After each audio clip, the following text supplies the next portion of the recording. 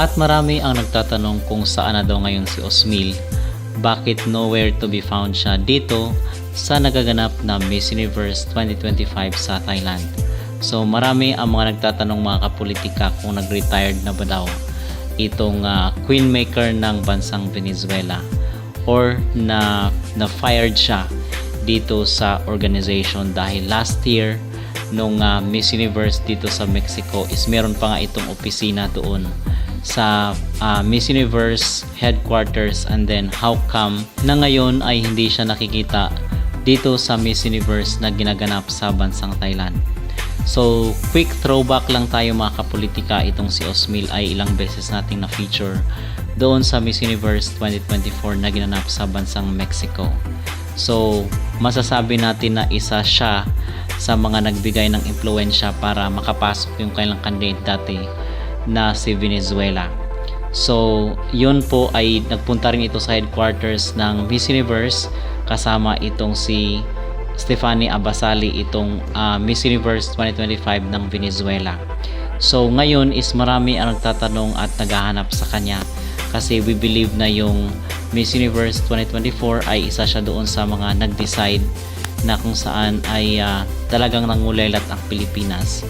So isa ito sa mga partners ni Anja Crote pagdating sa mga mikos-mikos mga kapolitika, at parang ano ito siya, parang anti-Asian itong taong ito. So kung totoo man itong mga balita na nag-retired siya or niligwak siya ng Miss Universe organization, so mas okay ngayon na wala yung kanyang presensya, wala yung kanyang impluensya dito sa Miss Universe.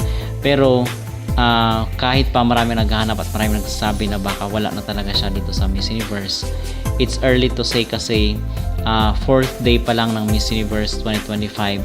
So baka biglang magpakita itong si Osmil. So pag dito na talaga itong si Osmil mga kapolitika, ay masasabi natin na delikado ang mga Asian candidates.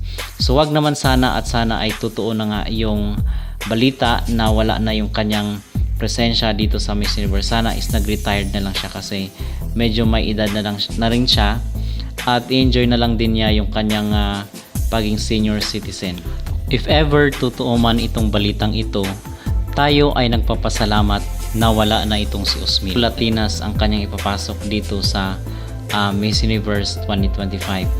So kung kayong tatanungin mga kapolitika, okay lang po ba sa inyo na wala na yung presensya or tinanggal na kaya itong si Osmil dito sa Miss Universe organization? Mag-comment down below at huwag kalimutang mag-like at mag-subscribe na rin kayo para updated kayo sa ating mga latest issue.